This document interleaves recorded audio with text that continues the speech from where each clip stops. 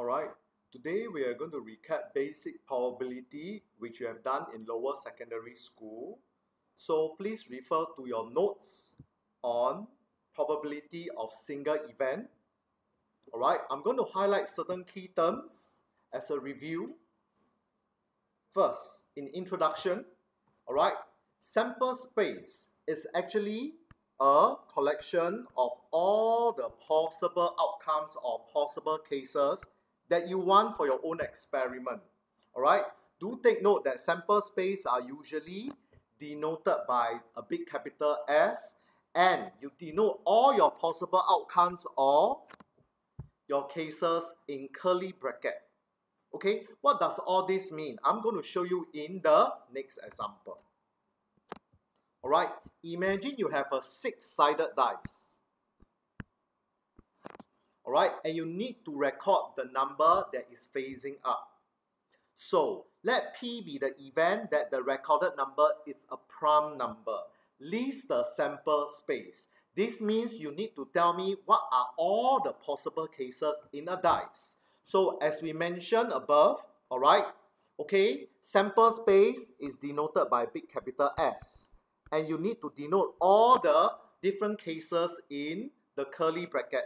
So what are all the different cases? As you know, on the dice, there is number 1, number 2, 3, all the way to number 6. And remember to separate each of the possible outcome or case with a comma before you end it with a curly bracket. Next, we have just talked about sample space. But take note in the example that P, in this case, is denoted by a prime number. So what's the definition of a prime number? Recall, a prime number has exactly 2 factors, alright? 1 and itself. So what are some examples of prime numbers? You have 2, 3, 5, 7, 11, 13, and the list can go on forever. So do take note that prime numbers have exactly 2 factors, itself and the number 1.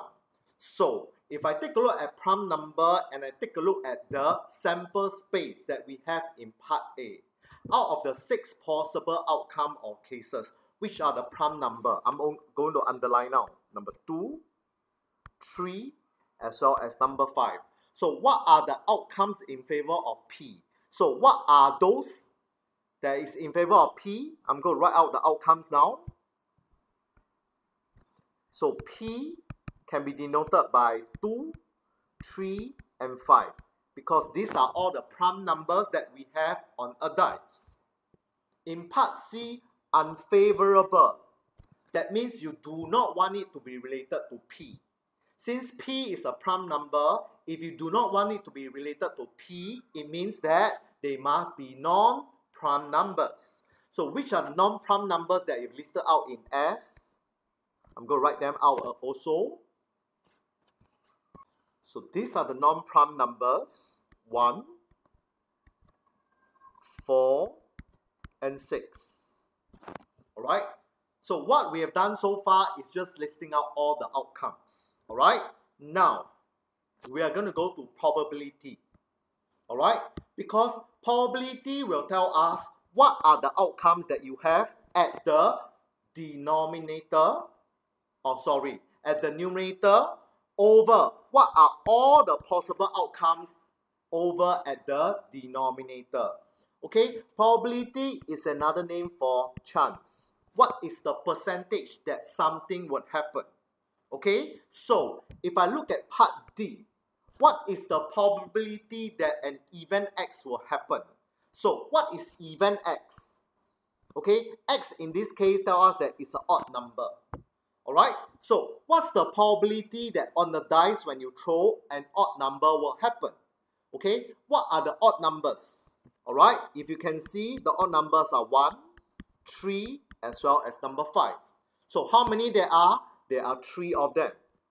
Alright, over the total possible cases, the total possible outcomes, there are 6 on the dice. So it's 3 over 6. Always take note, please leave your answer in the simplest form. you can always press the calculator or do it manually, alright? Your final answer will be equal to half, or if you want, you can leave it as a decimal as well. Something for you to take note, okay? Do take note for all probability, alright? For something to happen, it's either it will not happen, which is 0, or if it definitely happen, it will be 1, alright? So, probability, your answer will always lie between 0 to 1.